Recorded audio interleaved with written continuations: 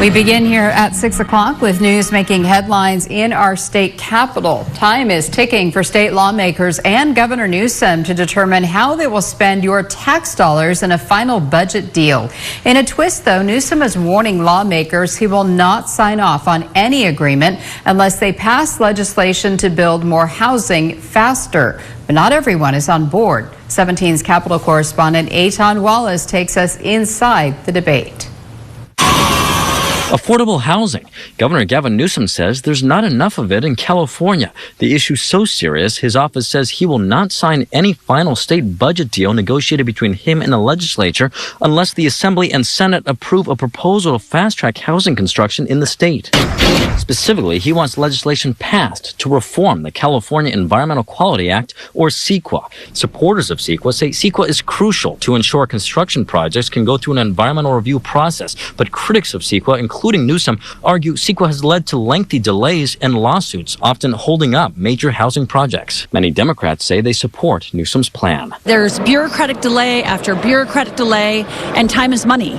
Who ultimately bears the cost of that are our constituents and the folks right now who can't afford the rent, they can't afford their mortgage, and so it's time that lawmakers act on this and actually make it easier to build housing in California. We must build faster. But Raquel Mason with the California Environmental Justice Alliance says she and several environmental groups oppose Newsom's plan because they're concerned it could relax the environmental review process they say is needed to protect communities. We know that when you have environmental review, that's how you can mitigate the harm to communities. That's how we get safety protections, and that's how we get trust in our projects, you know?